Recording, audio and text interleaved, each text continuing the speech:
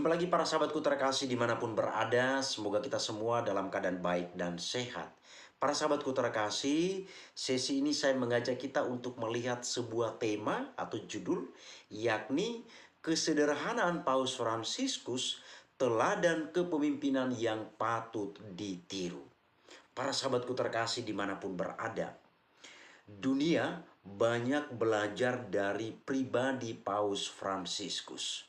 Dunia banyak sekali menemukan nilai-nilai yang luar biasa dari pribadi Paus Fransiskus. Misalnya, dunia melihat beliau ini sebagai figur yang memperjuangkan perdamaian.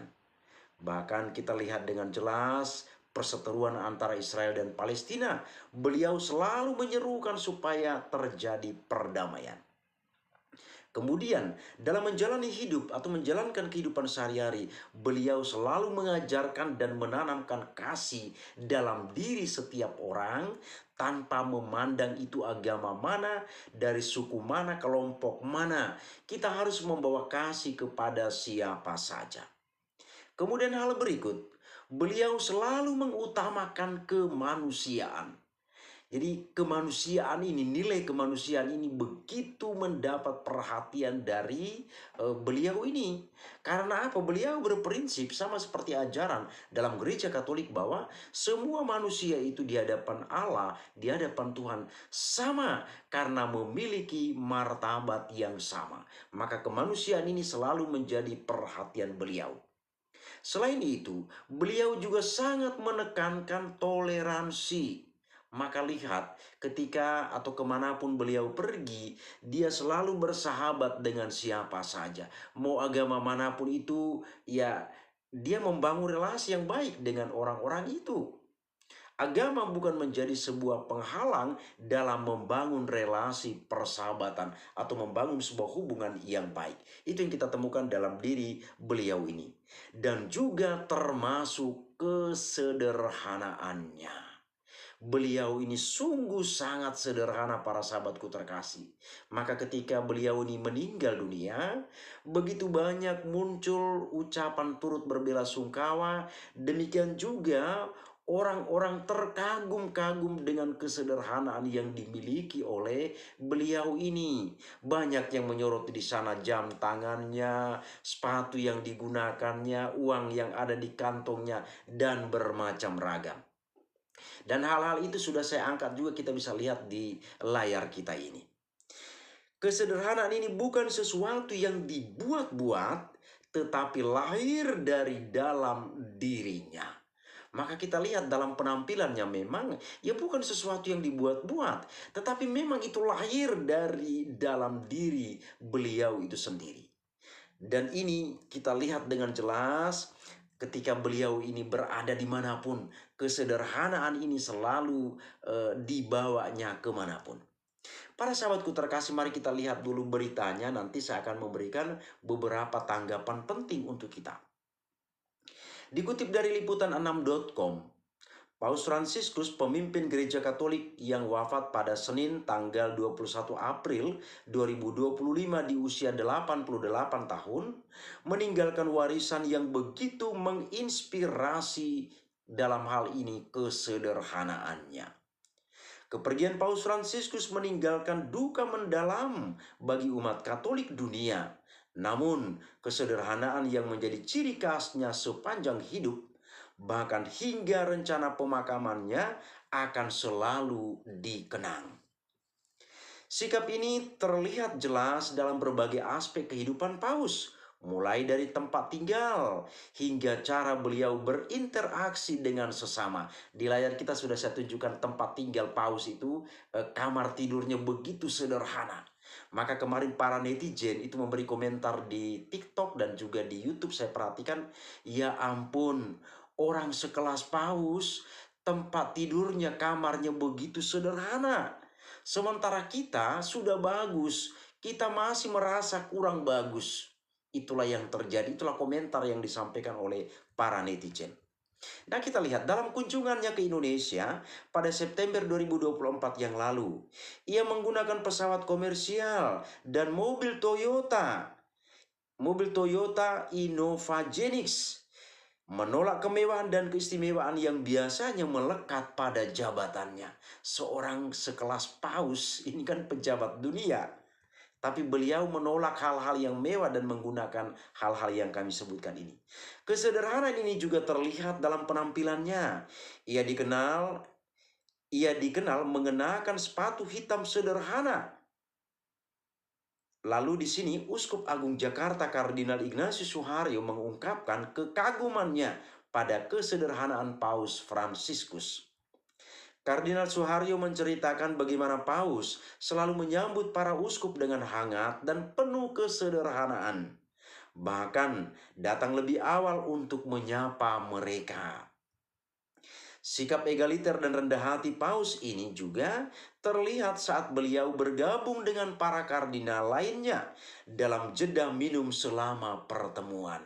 Ini kisah yang disampaikan oleh kardinal kita. Lalu selanjutnya para sahabatku terkasih, kesederhanaan Paus Fransiskus bukan hanya sekedar gaya hidup, melainkan refleksi dari kepemimpinannya. Ia menunjukkan bahwa kepemimpinan sejati terletak pada pelayanan dan kerendahan hati, bukan pada kemewahan dan kekuasaan. Kemudian kita lihat pilihan-pilihan hidupnya, dari tempat tinggal hingga transportasi, menunjukkan komitmennya untuk hidup sederhana di tengah budaya konsumerisme yang kuat. Bahkan dalam rencana pemakamannya, kesederhanaan tetap menjadi prioritas. Paus Fransiskus menginginkan upacara pemakaman yang tidak menampilkan kemegahan, melainkan keagungan yang terpancar dari pribadi dan pelayanannya. Hal ini sejalan dengan revisi ritus pemakaman Paus yang beliau lakukan sebelum wafat, dengan tujuan menyederhanakan ritual tersebut. Kardinal Suharyo menekankan bahwa kesederhanaan Paus Fransiskus tercermin dalam pilihan-pilihan hidupnya, termasuk kunjungannya ke Indonesia. Beliau selalu mengatakan, "Saya selalu melihat wajah-wajah dengan senyum. Tidak ada wajah-wajah yang sangar, marah, selalu dengan senyum." Kenang Kardinal Ignatius Suharyo menggambarkan kesan positif Paus Fransiskus terhadap masyarakat Indonesia. Lalu para sahabatku terkasih, seperti kita lihat di layar kita ada satu gambar mobil mewah, yaitu pada akhir tahun 2017, Paus Fransiskus menerima hadiah sebuah mobil mewah dari Lamborghini seharga 2,9 miliar langsung dari presiden. Namun mobil mewah itu kemudian dilelang dan terjual seharga 11,9 miliar. Hasil penjualan mobil mewah itu seluruhnya disumbangkan. Luar biasa. Sudah diberi mobil mewah itu dilelangkan.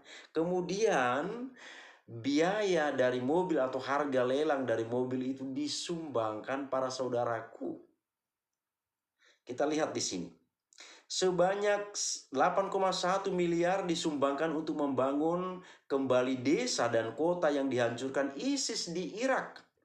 Dan sisanya disumbangkan untuk membantu korban penjualan manusia dan penyediaan medis di Afrika.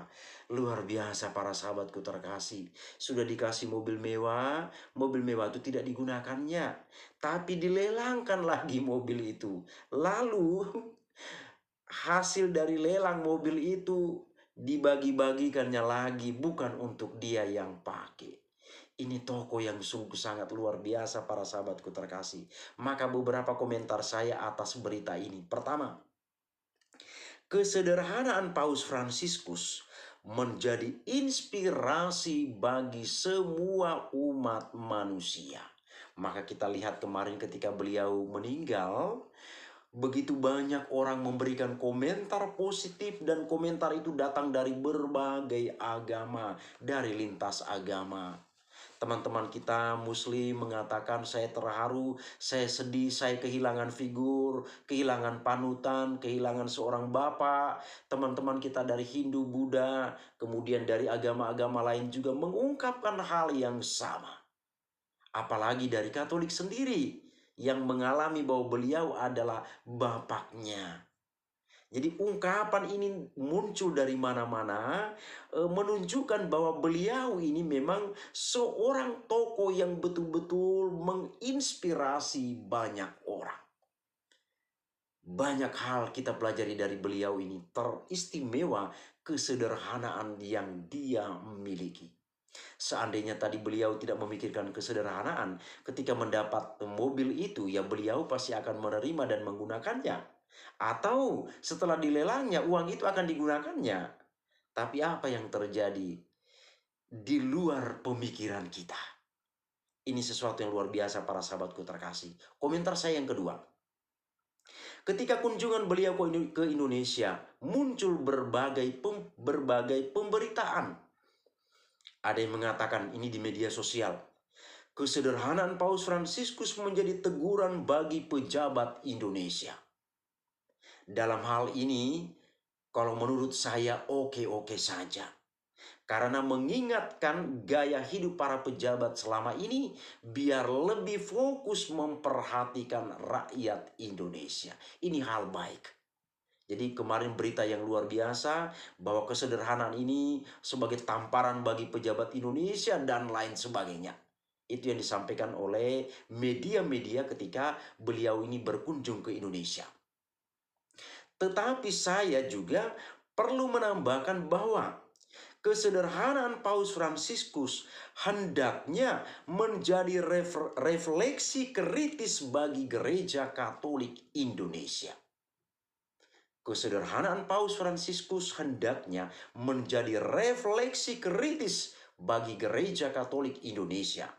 Maka poin yang ketiga dari komentar saya di sini, saya katakan demikian. Kesederhanaan Paus Fransiskus menjadi refleksi kritis bagi para imam, biarawan, dan biarawati di Indonesia.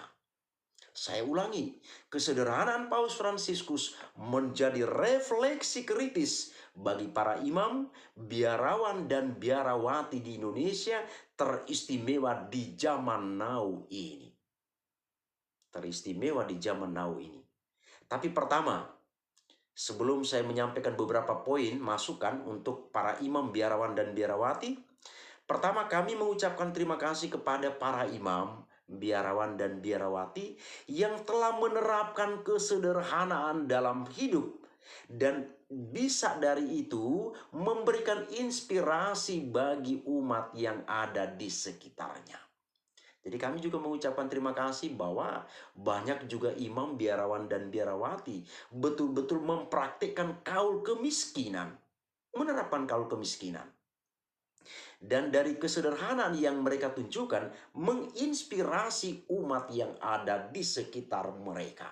Ini tidak dipungkiri. Banyak imam kita, banyak biarawan dan biarawati yang menunjukkan kesederhanaan karena betul-betul terinspirasi dari kaul kemiskinan yang diucapkan atau diikrarkan. Kemudian selanjutnya kami perlu mengingatkan juga kepada para imam, biarawan, dan biarawati yang belum sepenuhnya menerapkan kesederhanaan hidup. Barangkali mungkin topik ini banyak juga kita yang menolak saya bicarakan. Tapi ini perlu saya bicarakan demi kebaikan Gereja Katolik yang ada di Indonesia. Demi menjaga citra Gereja Katolik. Karena apa? Kenapa perlu kita ingatkan juga para imam, biarawan, dan biarawati yang belum sepenuhnya? Karena kita lihat, pertama misalnya, banyak menggunakan barang-barang yang mewah dan mahal. Banyak di antara itu yang menggunakan barang-barang yang mewah dan mahal. HP, iPhone. Kadang HP pun 2. Sementara umat yang lain HP ya HP ala kadarnya. Tapi mereka menggunakan HP iPhone. Kadang 2 HP-nya. Kemudian mobil mewah yang digunakan. Bahkan di sebuah pastoran misalnya, di sebuah susteran ada sekian mobil mewah yang ada di sana. Ketika ditanya, kenapa mobil-mobil ini kok luar biasa? Jawabannya, alasannya kerasulan. Apa hubungan mobil mewah dengan kerasulan? Apakah kerasulan itu bisa berjalan kalau pakai mobil mewah? Ini sebuah refleksi bagi para imam biarawan biarawati yang ada di Indonesia. Ini sebuah refleksi. Kemudian hal yang lain, kita sering mendengar keluhan-keluhan dari umat. Pastor itu kalau mengunjungi umat sering milih-milih. Ini keluhan umat para sahabatku terkasih. Saya menyampaikan keluhan umat. Saya menyampaikan keluhan umat. Kalau keluarga si Anu yang minta datang ke rumah begitu cepat. Tapi kalau keluarga yang lain minta, para imam itu banyak sekali buat alasan. Ini keluhan umat. Saya menyampaikan keluhan umat.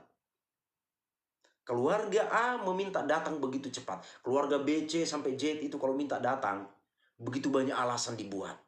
Ini keluhan umat saudara dan saudariku terkasih. Maka hendaknya ini menjadi sebuah refleksi, sebuah permenungan sehingga ini bisa diperbaiki. Seandainya terjadi benaran, ini bisa diperbaiki. Supaya semua umat itu memang betul-betul mengalami kehadiran seorang gembala. Yang di sana gembala itu tidak memilih-milih. Sama seperti Yesus sendiri. Yesus juga dalam kehidupannya tidak pernah memilih-milih orang.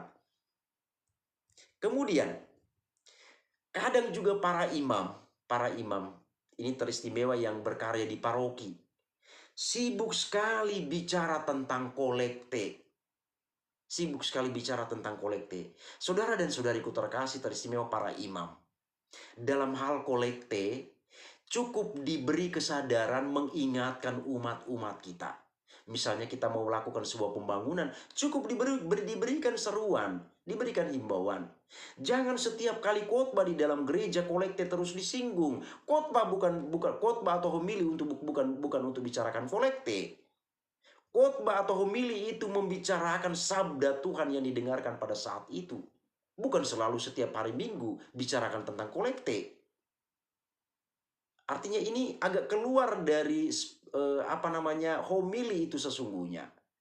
Kalaupun mengingatkan umat tentang kolekte, misalnya kolekte terlalu kecil, ya sampaikan dengan sebuah format bahasa atau kalimat yang tepat. Nantinya kalau tiap hari Minggu dibicarakan kolekte ini terus-menerus, umat akan bosan. Bahkan lebih parahnya lagi, umat tidak mau peduli lagi dengan itu. Jangan berpikir bahwa setelah diomongkan tentang kolekte setiap hari Minggu, akhirnya umat kemudian sadar dan memberikan kolekte lebih besar lagi. Jangan berharap demikian. Ubah konsep ini. Karena apa? Para imam tidak tahu persis bagaimana kondisi umatnya sendiri. Para imam tidak tahu persis. Umat itu sibuk memikirkan ini dan itu, membayar ini dan itu di dalam hidupnya sepanjang waktunya, mengurus keluarganya dan lain sebagainya. Banyak sekali biaya yang harus dipikirkan untuk kehidupan keluarga. Sementara para imam semua sudah tersedia. Para imam tidak pernah mengalami kesulitan ini. Barangkali mungkin karena tidak pernah mengalami kesulitan seperti ini, akhirnya selalu menyerukan tentang kolekte dan kolekte. Mohon maaf para imam sekalian, dengan terus-menerus mengungkapkan kolekte di dalam gereja, jangan berharap bahwa itu akan menimbulkan kesadaran dalam diri umat. Umat akan merasa bosan dengan apa yang disampaikan itu. Dan bisa saja kolekte itu tidak akan pernah bertambah. Tapi kalau disampaikan dengan format gaya bahasa yang berbeda, yang menggugah kesadaran dalam diri umat, maka itu akan terjadi. Karena mungkin pertama kolektif itu kecil, mungkin kesadaran umat belum. Itu pertama, ada satu kemungkinan. Kedua, karena memang dia tidak memiliki uang yang cukup. Maka tadi saya katakan, kita perlu juga mengenal situasi umat. Jadi tidak setiap homili pada hari Minggu, kolektif terus saja diucapkan di sana.